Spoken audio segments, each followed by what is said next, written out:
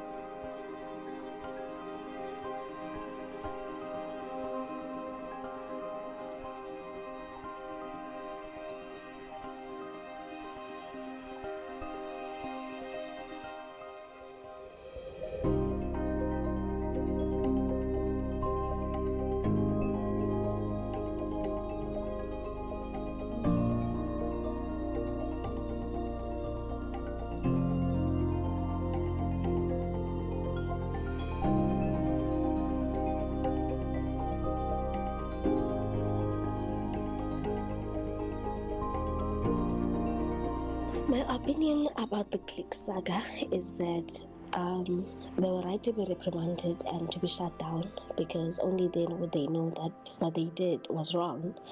And it would also be good if the management would be changed completely, because they do have the means to change them. They also influence what gets published and what does not. So for them to allow such discriminating posts and adverts to go out to the people means they didn't see anything wrong about that. So we need to completely change the management. We need to put black people in there. A lot of black people, because they are being discriminated a lot. This racism is going a lot. It's going hard and a lot, because Clicks has a large variety of followers and has a large audience. So if they publish a lot of discriminating posts, racist comments, then it means it reaches a massive audience. So if they change the management, then that would work. In my opinion, that Tresemme advert was blatantly racist, straight to the point. You can't tell me that the entire advertising team from Tresemme, Unilever and Clicks did not see that ad was racist and offensive. Also, I like the way the AFF responded to the matter, because racism is barbaric and chaotic and violent. So the only language racists understand is barbarism and violence. So also, people can't tell black people how to respond or how to react to racism. It was just unacceptable. I'm just gonna give you my opinion on the whole Clicks issue about women's hair in comparison to the white man's hair, saying that it's healthy and all that, and that of a black woman, it's bad. So what I think on that is really people should not have taken that as much of an issue, because these are just opinions. If you know that your hair is good, it's good. If you know that it's bad, it's bad. I mean, we also have white women who have bad hair, and we also have black women with good hair. And I think it was just a misunderstanding. That's my opinion. I mean, that's my opinion. Hi, about the Clicks and the Clicks Tresemme saga thing, where it's Clicks versus the people. My opinion is basically, before before the whole thing blew up, and when I saw the advert, I didn't think it was a race issue, because that's exactly how my hair looks when it's dry and damaged. That's why I chopped it all off in the first place. But I do think that the wording and the pictures used was a little bit offensive, and the fact that they apologized is what they should have done, yes, but it doesn't mean that they're off the hook. Justice still needs to be done, and a few things still needs to be in place and changed, because if we don't change it now, don't change and discuss the race issue now, we're going to live with this forever.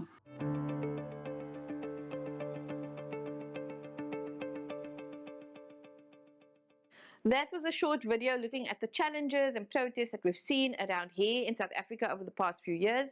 We are going to take a short break, but we'll be back with more after this.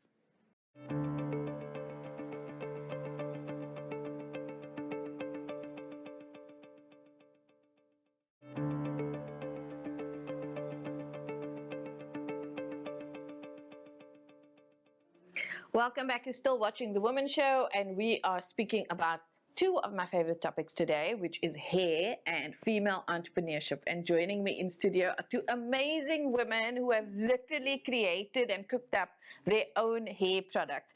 So with us in studio is Aldora Chindombe, who is the founder of Alfros, and Leshme de Bruyn, who is the founder of Miss L Embrace My Roots, and you can see their lovely products here on the table. So ladies, thank you and welcome, and thank you for joining us. Thank you for having us. I love origin stories, and it's always in hindsight so much more exciting than when it's actually happening, because entrepreneurship is super difficult. So I'm just gonna, Aldora, I think just start with you. You were 17 and still in high school. Tell us the story of Alfros. So basically, Alfros started from my own hair struggles. So I always wanted long, healthy hair, but most products that I tried either weren't absorbed by my hair, they didn't really sink in, or they didn't have the results that I expected. So after trying so many products, I decided to take matters into my own hands, started doing my own research, basically started mixing different oils and tried them on my hair. And once people started seeing the results on my hair, they started asking what I was using, and that's basically how I started a business. So it's basically hair growth products that originate from different tribes around the world. So I search for the secrets, for the hair growth secrets, and I implement that on my hair care products. I mean, that's amazing. When I read, because I found both of these ladies through articles online, and so when I read that you actually went back decades and even centuries to find out like what were people using, because often we think, you know, you see the thing on the shelf, and you think that's the authority on it. And I think that's sort of also the mindset that was raised with what, you know, something that's in a shop and legitimized and formalized is better than anything we can come up with. So that's great. Leshme, your story is also, your origin story is also because of his struggles. Mostly, but a little different, but it is the same. Tell us about I know it didn't start when I was 17. Mine is just a few years ago. So in 2021, I wanted white hair, like white hair, not gray, white. So I bleached my hair, and it came out so grayish purple. Then, for example, that was now the Monday evening. Then on the Wednesday, I went to go bleach it again.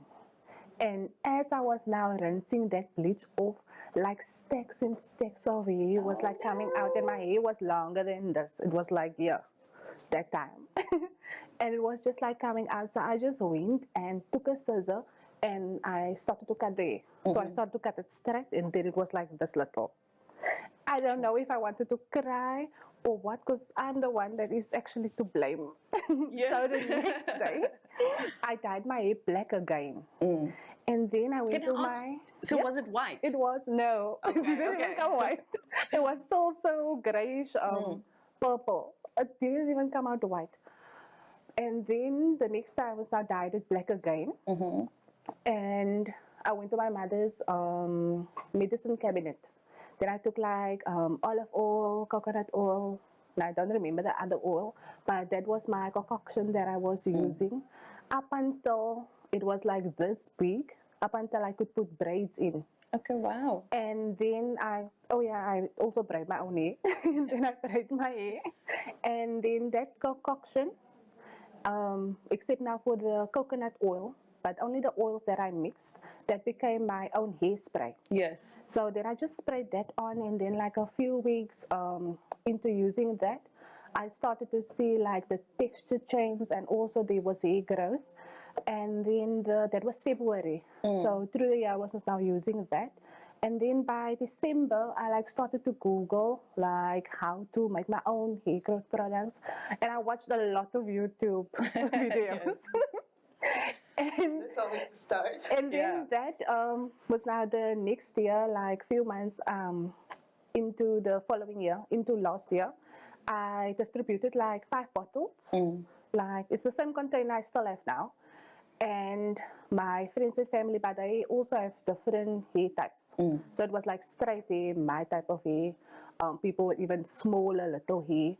And they saw a difference, and then I got the idea, why not start to sell the stuff? Oh, wow. So when I actually sold my first hair growth bottle, I like actually took a picture with the lady. I was like so excited. It was like such a proud moment, man.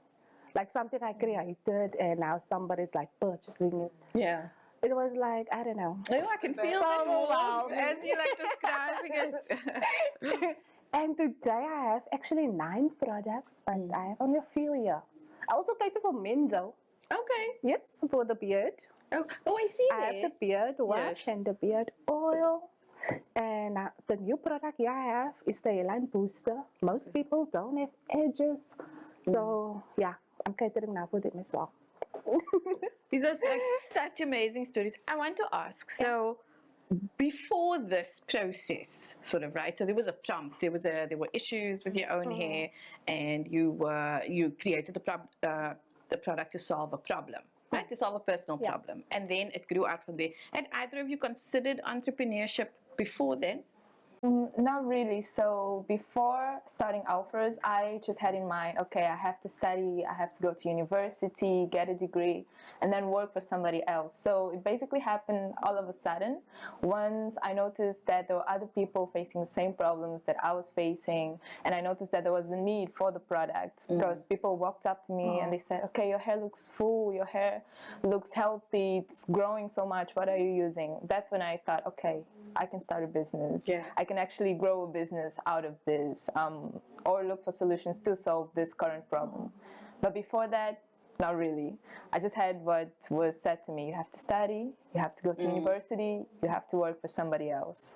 Yeah. I had the same mindset actually until I resigned from my first job, and you which at the time seemed like a disaster, but all of a sudden other things opened up. Which is a wonderful thing, and then you're like, oh, you don't have to work for someone else for the rest of your life. The world is changing.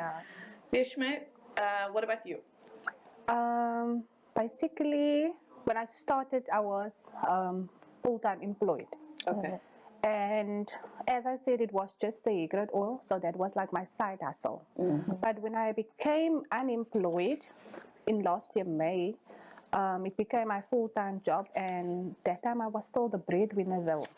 So like, I won't lie, like the stress I undertook, and like there was nobody that like invested in me, like, so I don't even know where the funds came from, but then I had the treatment and the shampoo and conditioner, and then I also started to sell it in combos. And by selling the combos, that actually brought like in capital. So that is how like I now grew my Miss Al, my Miss Al list. And it was never like, I never intended to become my own boss though, but it feels great. It's very nice. It's very nice now. That's such a bold move, actually, to like have the side hustle and then take it, and then take it as the sort of full-time thing that you're doing. I mean, people wait years, and some people never actually make that leap. So I want to ask, a lot of people would say that is crazy. You know, that is crazy to leave sort of stable employment and then pursue your business full time. And even again, you know, origin stories are wonderful in hindsight, but we've seen the stories of many, many, many established people who were told that they were crazy when they launched, right? Did you get that kind of feedback? What do people say? No, one person actually told me, are you now also going to be one of those people that mix oils together and sell it to people? And to be honest, like that actually like put me off a little. Because then I got the thought like, will the people buy my product? So luckily there's social media. So then I started to like post my products in different groups, and mostly clients outside of Western Cape. That is my, they are like mostly supporting me as if Western Cape people. Most of my clients are outside of Western Cape. And the girlie, they told me that about mixing the stuff together. She never purchased anything by me.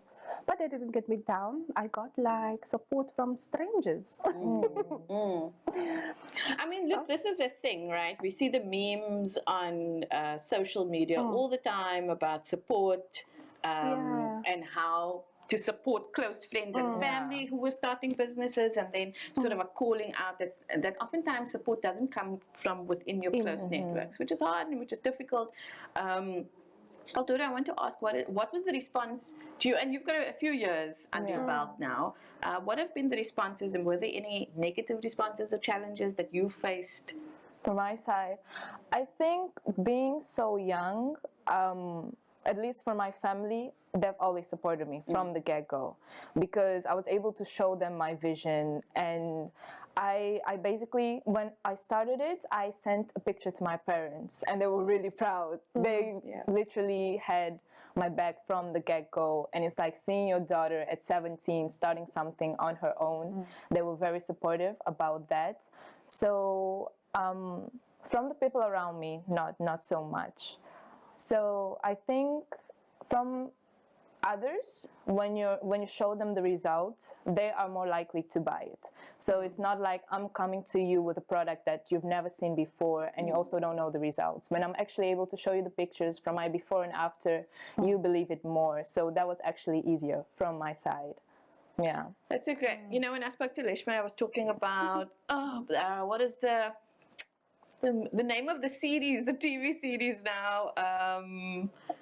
You know, there's this TV series about the first black female millionaire, right? Yeah. And with hair products. And she mixed it herself. And what I found so fascinating, and I might have watched it a few times, but what I found so fascinating is she used herself as the case study. Right. That is in most cases. Like I have a few products, so I actually had to start. I was the guinea pig for all of those products. Literally the guinea pig for all of those products. Therefore, I can vouch for myself, not just to like make sales, but it actually does work.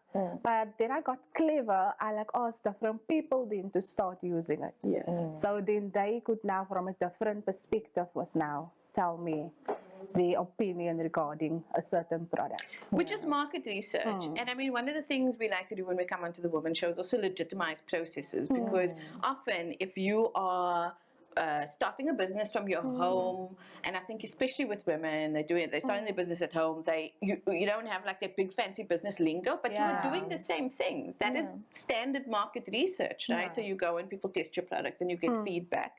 I wanted to ask, were you ever afraid to test your own products, and are there any funny stories? Afraid? Not really, because at least from my side, I know that there were other people that used it, that have been using it for decades. So if it worked for theirs, it's going to work for mine. So I wasn't really scared of it. When it came to testing, though, there was a point where I couldn't test it on my hair anymore, because I wouldn't know is the result from this product or the other product. So then I called in my friends and we all tested it. But luckily, it always came out right. Nobody said that their hair fell. They actually had great results. That's what I also say.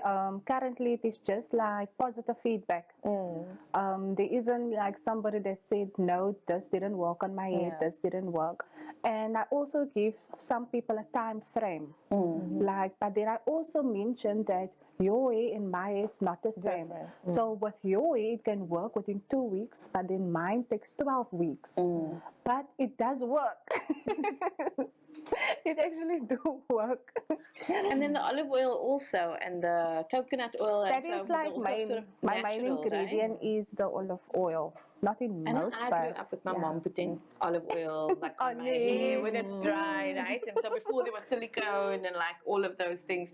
Do you think, so I know for myself, you know, I almost went out and bought, so when I was young, I used to use those, I don't know if they still sell them, those long gel, those long that blue one. bottles of gel that came in the different It was colors. like with the white top. Yes. The round white top. I used to use that. Yes, in I almost went out to bought. school. That's all I could afford, or conditioner. Glow right? Sheen.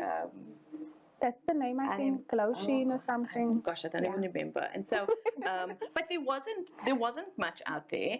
Whatever there was out there, because I know when I first started working then. So I started working. The first things I bought was like Pantene and like all of these other things. We've had a massive boost probably in the last decade in natural hair products, curly girl products, but not just an increase in products. I mean, for me, it's very affirming because I grew up, I could not blow dry my own hair, but straight hair was the ideal, right? And so I grew up, actually, you know, Tina Turner just passed away. Yeah.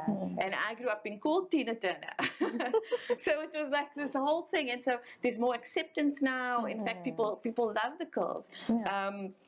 You know, do you think that this has been a contributor, that also timing played a really good role for you guys? I find it interesting, also, Aldora, that even with that shift that we've had, you still struggle to find products. There's still not enough out there, right? Yes. I feel like the shift has definitely helped because growing up, almost all of my friends had straight hair. So everywhere you look, everybody was relaxing their hair. So curls weren't really the norm. They weren't really in style. But I feel like when that transition came, it was mostly still focused on loose curls. Yeah, so most products that might have worked for my friend's hair that had like loose curls did not work for my hair. So for their hair, it might have absorbed quicker, but for 4C hair or hair with tighter curls, it really didn't work that well. So there was still that little gap of products that were thicker, products that worked for thicker hair. Yeah, so even though there was a transition, there was still more work that needed to be done. Yeah. And It is true, but basically what I can say is my products is for all hair type. For example, you might now use, for example, 2 fingers. Okay, I was going to ask. Like for example, I now use 2 fingers on my hair, but then your hair is a little thin, so you only use one, like 1 finger. So it's basically now the quantity that you use, but it is for all hair type. Yeah.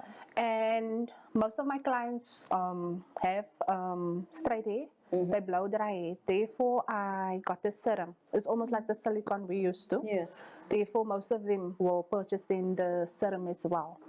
But yeah, with me, it is all hair type. Yeah.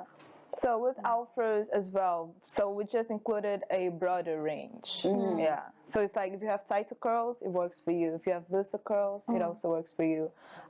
Even if you have relaxed hair, you may use the oil, you may use the shampoo, you may also use the conditioner. So it's mostly a all-inclusive type of, So that's really great, because I also think, you know, when we're talking about the politics of hair, and you guys both mentioned sort of relaxed hair and still women who blow dry their hair and straighten their hair, you know, it becomes a very judgy issue, right? So it becomes people are very judgmental. It's almost like there's a staunch like natural hair movement, and so if you're still relaxing your hair, you don't sort of want to say that, or you're not supposed to blow dry your hair. When in fact you can manage all types of styles, right? And it's about individuality. Ladies, I want to ask more about the business aspects of it, but we need to take a short break. Okay. And we will be back with more after this.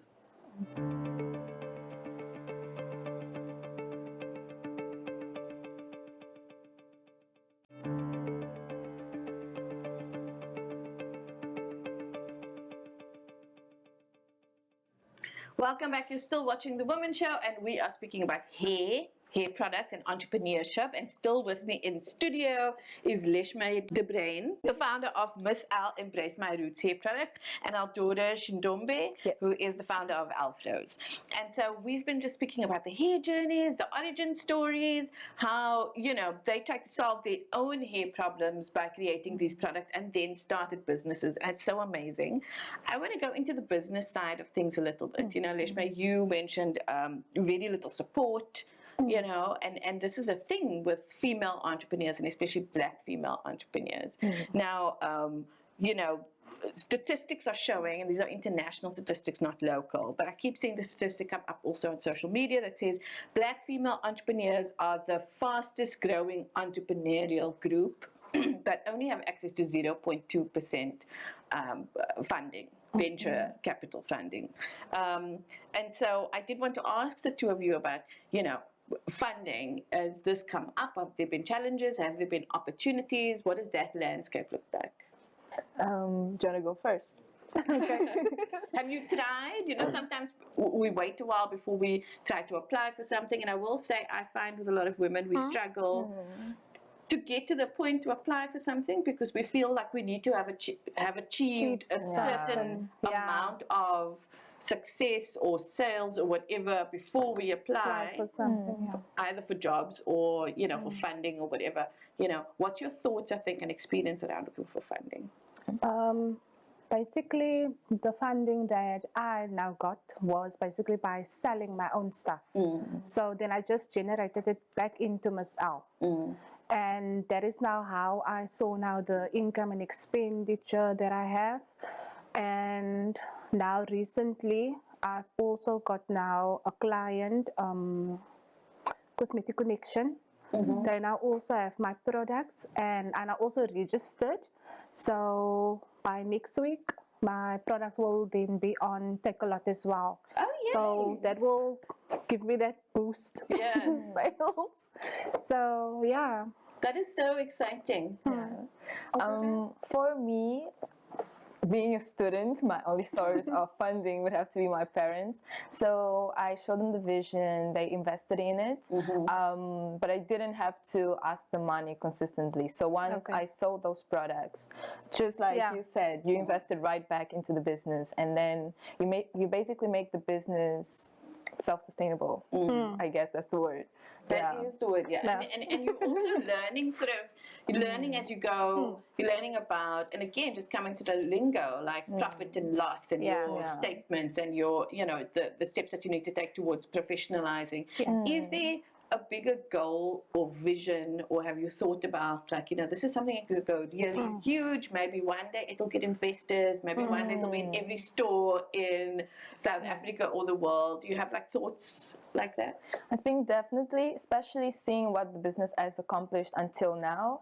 So in the beginning at 17, 18, my thoughts were, okay, I'm going to keep this small, home-based, but after taking bigger steps, after we started mass producing, after we started producing to Faithful to Nature and now Clicks, I definitely have a self-belief, a different self-belief. Now I know, okay, I can take this further.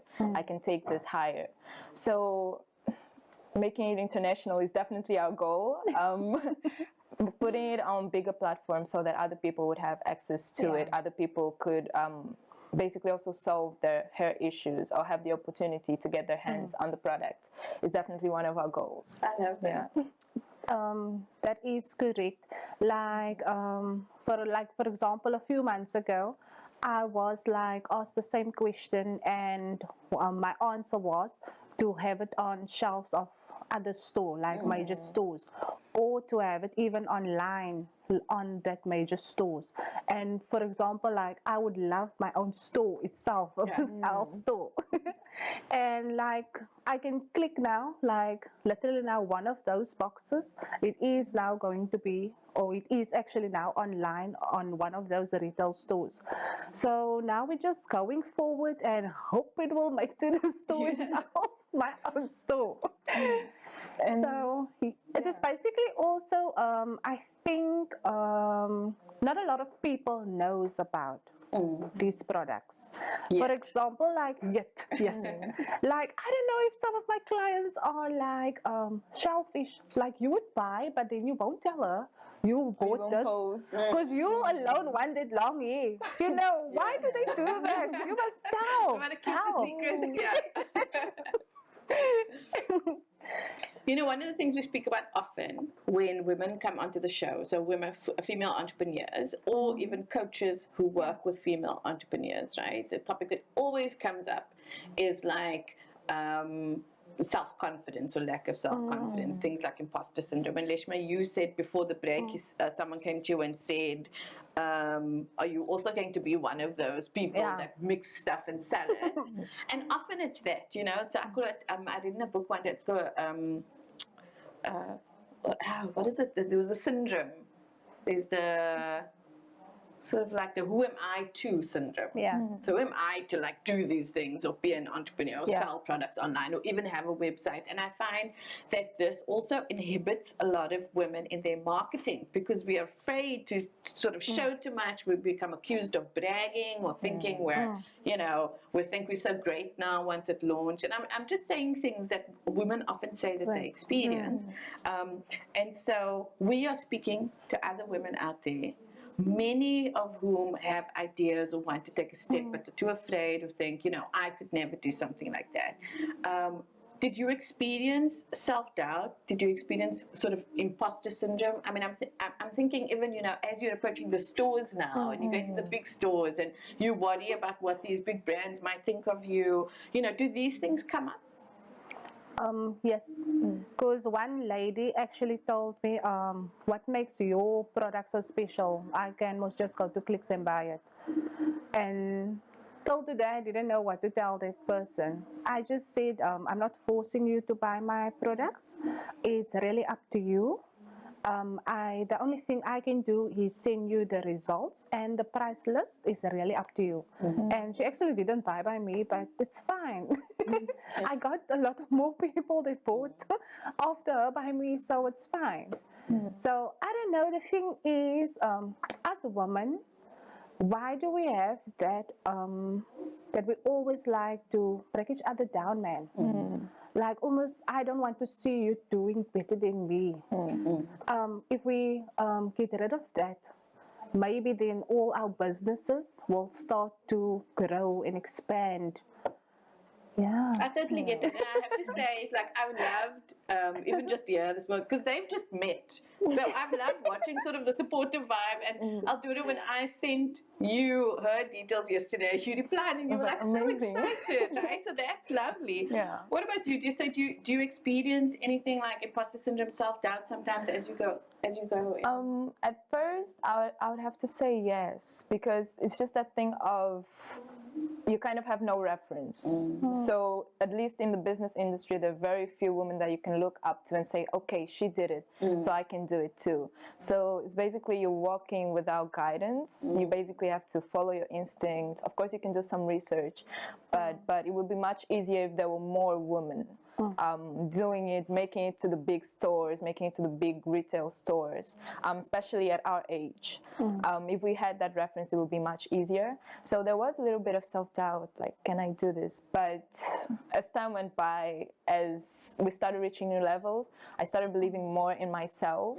And like you said, there are many women that bring each other down, but we have that support for each other because I feel like we both know what it's like. Yeah. We both know the struggles. We both know what we had to get through. So we're more likely to have support for one another. Because I know that if she's here, it's because she really earns it. It's because she really worked hard, because it is not easy to get your products in store. You said you're now in Cosmetic Connection, and that is an amazing achievement. You really, really need to work hard for that. Yeah. Is there fear of failure? And how do you manage that? I mean, and fear of failure never goes away, right? Every time you launch a new product, every time you have to reach out to a new store, I mean, the road of entrepreneurship is paved with possible no's, right, from people. Currently, how I'm dealing with that fear of failure is not the thing is you don't get sales the whole month. you will get that quiet week or even 2 weeks that is quiet. For example, I know like now it's going to be pay week, then I would throw a special. Yeah. Like Usually not that's 2 weeks before Yes. the end of the month. Yeah. That's quiet, right? not like a special whereby I will have a loss, but a special whereby that 30 rand, 40 rand, you will know your 30 rand, 40 rand off, then you will buy, and that is how I'm currently attracting my customers to come back. So that's how I'm dealing with it. But in the beginning, before I now had that knowledge about what I can do, it's like I was even at the point whereby I wanted to sell my stuff for 70% off. I'm like, I can't do this anymore. Nobody's buying my stuff. I can't do it. But then December hit and the people started to vote. December is the best season. It's the best. And then the sale just came in and it just came in and just came in. And I also had a new product last year. I think my anti-hair loss, tonic, and also the beard wash. And then the men was just like buying. And then I started to put these two together as a combo. Yeah. So yeah, I was there at my lowest. But you had a strategy, so that's great. That's exciting. Yeah. In terms of failure, I've just learned to move on to the next step. So if you reach out to a store, which has happened, I've reached out to stores, and you either get no's or you get no responses at all. Which is the worst, It's right? the worst. Yeah. You don't know if they even saw it, but I just move on to the next step. I just focus on what I can do. You can't really get stuck on that stage or on that no or that lack of response. Like, you just move on. If your products are faithful to nature, okay, I'm going to invest in that. I'm going to keep investing on that. So just focus on the next step. I can never give up. I know that if we came this far, we just have to move forward. Yeah, but there's definitely that fear of, okay, will I be able to make it to this step or that step? But you just move on. And you, like you did, you look for strategy. You look for strategy to overcome that. Yeah. What would you say are your greatest, because you both are on an entrepreneurial journey. Yeah. You're a few years in, you've got lots of lessons. I love listening also sort of how you learn through the market research, which has been very organic. It's not like, oh, you've got the business book and you're working your way through it. It's been very organic. You've tested on yourself, then you've tested on sort of friends and family and people that you know, asking them for feedback. You have, you know, Google, you know, so we're you're Googling everything, watching YouTube videos. Leshme, you were talking about even Googling like, who's the best printer? So slowly working your way through all of these things, bottles, printers, etc., and then the marketing. A few years in now, what would you say are your greatest challenges? And if people, and I say this because we want to be realistic. We want to go, we also, I feel like when people, by the time people are featured in the media often Only say they paint this beautiful picture, right? And so it does one of two things. It reinforces that, oh, I could never be that or be, you know, or go there. But it also leaves out what the reality of entrepreneurship is, and it's not easy. What would you say are your greatest challenges? I would have to say, for my part, it would be consistency. It's something that I had to learn to be, especially still being a student. So there are times where I have an exam the next week, but I have to spend the weekend putting on labels. I have to spend the weekend checking if we have enough stock, checking with the customers, keeping records. So you kind of have to be consistent. Even on your social media marketing, you have to keep posting. I remember there was a time where I was in the middle of exams, and we basically didn't post for a few months. And one of our customers, somebody asked what she used on her hair, and she said, okay, I use Alfros, but I'm not sure if they're still in business. Yes, I remember seeing that. If I go to a page and there's no post. So I remember seeing that from a customer, and that's when I saw, okay, you have to be consistent. It's very hard to keep posting, to keep working, especially when there are times of low sales or there are times where you're just very busy, but you have to keep going. That was one of my biggest struggles, especially still studying. Just doing a degree or studying for a degree is hard enough on its own. So having a business on the side, it's really something you have to work through. That is such a great lesson. I think even for me, I was like, you know. Leshme, what would you say is your hardest challenge? Like I say that I started posting on Facebook in different groups, Now, the thing is, for example, you can't, then I realized that you can't post like in a lot of groups at once. Remember, I was at home, I am at home, so I have a whole day I can post. Then you get people that like literally go and tick your post as spam. So then I will be blocked now. It started like I'm blocked for a few hours and then like a day and even a week and then it was like 2 weeks and I'm like, wonder how must I tell people how to get my product out? How must I get my product out there? Yeah, if I'm not posting about it. And now currently I do have a website as well. But the thing is, how am I going to promote the website if I can't go onto Facebook? That is like most now my main place where I post.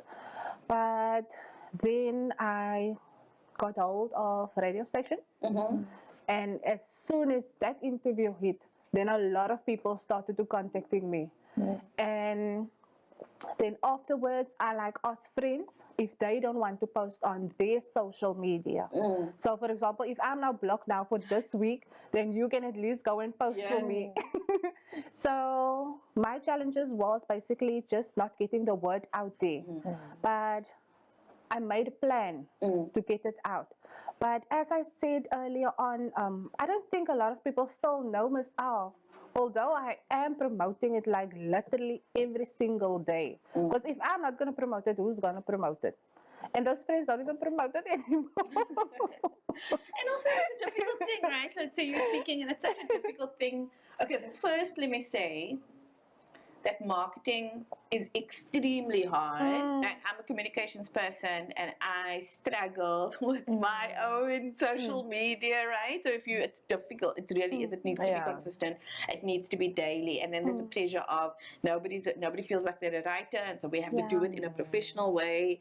You know how that's going to look. And so often, and Leshme, I saw like when I went onto your Instagram, so these posters, you know, we're making these things in Canva, and we must learn when you start that it takes 2 hours to create. It is like a struggling. Right? And you with no training, no graphic And people design look at it and training. they think it's so simple, but it took you hours to make. No, exactly. So kudos to you, and it's you know, when you brought up also, that's also really a great lesson, is going to other people and not just asking them to test your product, but also asking them to post about you. And it's a very difficult thing, right?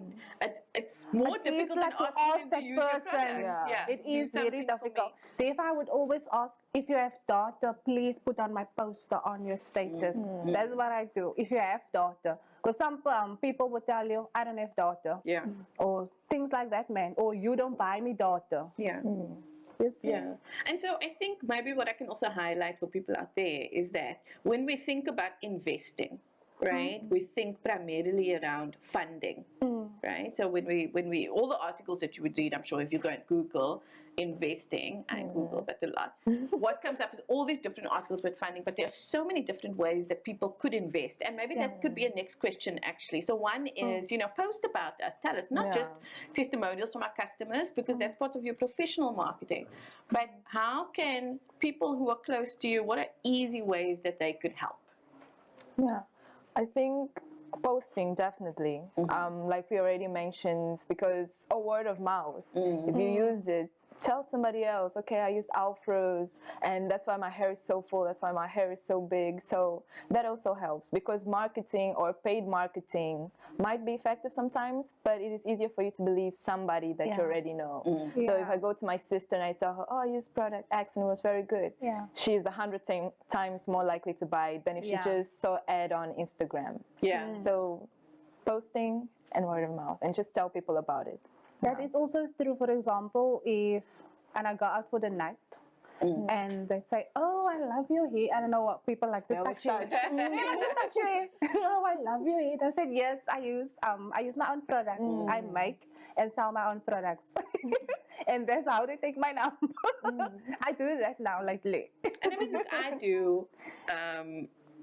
Often I'll post also, and if I can buy something new, so and usually it's whatever's on the shelf. It clicks, you know. I'm trying the Auntie Jackies and stuff I don't particularly like, but it's always organic.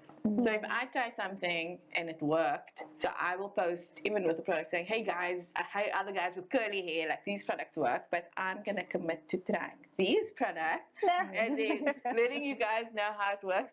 Okay, before we go, we've got about 2 minutes. So I think I want to ask each of you, one, how can people get a hold of your products? You know, how can they do that? And then two, any sort of major last words, last inspirational, motivational word to other women out there who are thinking of starting their business. Okay, so I'm going to start with where you can find our products. You can find our products on Click Stores, selected Click Stores. You can also find it in the online Click Store. You may find it on online website, which is www.alfros.co.za, and you can also find it on Faithful to Nature. So we have our Violet Rice shampoo.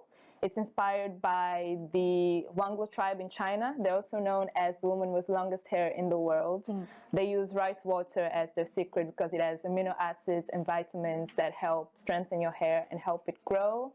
We have... I'm so sorry. And this is my fault because I was asking too much questions, but we can't actually go through all the products now. Okay, so... motivational words. Motivational words, quickly. My last motivational words for women out there is, if you have a dream, go after it, because you are capable of more than you think. We're capable of anything, and nothing is impossible. Yeah, and just quickly, alfros.co.za to go have a look at the whole range. Okay, and then Leshme, quickly.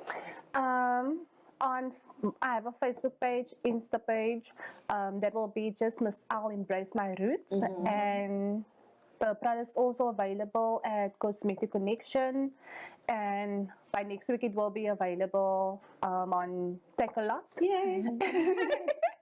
And I also have a website that will be missalembracemyroots.co.za, and I do cater for all hair types, and for men, especially for your beard. Ladies don't like that hard beard, so give us out. Okay, I love it. Thank you so very much for being here and for sharing your story with our audiences. We have to take a break, but we will be back with more after this.